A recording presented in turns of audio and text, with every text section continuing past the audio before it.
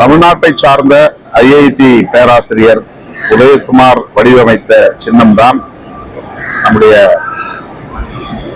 ரூபாய்க்கான ஒரு வடிவம். அதனை இந்திய அரசு அங்கீகரித்திருக்கிறது. உலக அளவில் அது பிரபலமாகி இருக்கிறது. தற்போது நமது தமிழக அரசின் நிதிநிலை அறிக்கை தாக்கல் செய்யக்கூடிய இன்றைய சூழலில் வழக்கமாக நாம் பயன்படுத்துகிற ரூ என்கிற எழுத்து பயன்படுத்தப்பட்டிருப்பது விமர்சனத்திற்குள்ளாகி இருக்கிறது. எந்த அடிப்படையில் பயன்படுத்தப்படுகிறது அல்லது அந்த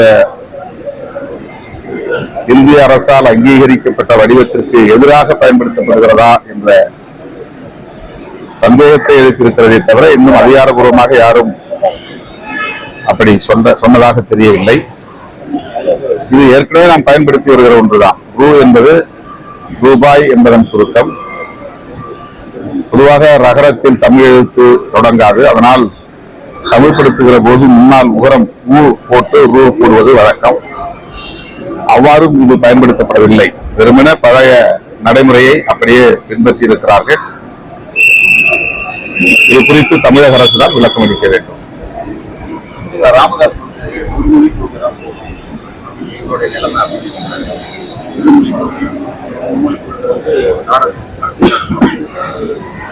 ஒருமொழி கொள்கை அப்படிங்கிறது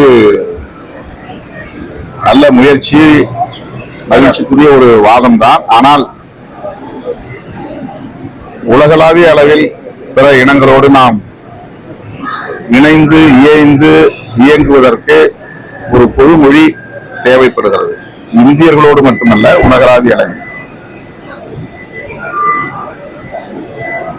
ஆங்கிலம் பரவலாக பல உலக நாடுகளில் பயன்பாட்டில் இருக்கிறது என்பதை நாம் அறிவோம். இந்தியாவிலும் ஆங்கிலம் ஒரு இணைப்பு மொழியாக இருப்பதை அறிவோம். எனவே தாய்மொழியோடு இன்னொரு மொழியை கற்றுக்கொள்வது என்கிற இருமொழி கொள்கை மிகவும் பொருத்தமானது. இந்திய நாட்டின் ஒருமைப்பாட்டுக்கும் ஒற்றுமைக்கும் ஏதுவானது. மூன்றாவது மொழி, நான்காவது மொழி, ஐந்தாவது மொழி என்று சொல்லுவது தனிநபர் விருப்பத்தை பொறுத்தது, ஆர்வத்தை பொறுத்தது, வேலைவாய்ப்பை நோக்கமாக கொண்ட அடிப்படையில் தேர்வு செய்யக்கூடிய ஒன்றாகும். ஆனால் இந்தியாவில் என்ன நோக்கத்திலே இந்தியை திணிக்கிறார்கள் என்றால் வேலைவாய்ப்பு என்கிற நோக்கத்தில் அல்ல, மொழி திறனை பெருக்கிக் கொள்ள வேண்டும் என்கிற நோக்கத்திலும் அல்ல. இந்தியாவுக்கு ஒரே மதம் இருக்க வேண்டும் என்பதை போல ஒரே மொழி இருக்க வேண்டும். அப்போதுதான் இதை ஒரே தேசமாக உருவாக்க முடியும் என்பது டெல்லியிலே ஆட்சிக்கு வரக்கூடிய ஆட்சியாளர்களின் நோக்கமாக இருக்கிறது. அதற்காக அவர்கள் ஆங்கிலத்தை அந்நிய மொழி என்பதை போல ஒரு வெறுப்பை விதைக்கிறார்கள். இந்தியை இந்தியாவின் ஒரே ஆட்சி மொழியாக, அலுவல் மொழியாக, அனைத்து பயன்பாட்டுக்கு உரிய மொழியாக மாற்ற வேண்டும்.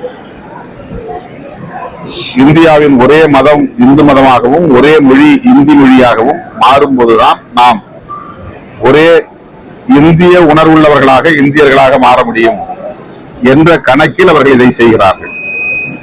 ஆகவே இந்திய அரசமைப்பு சட்டம் அனுமதித்துள்ள பன்மைத்துவத்தை சிதைக்கிற முயற்சி, அந்த அடிப்படையில் தான் இந்தியை நாம் திணிக்க கூடாது என்று சொல்லுகிறோம், படிக்க கூடாது என்று சொல்லவில்லை.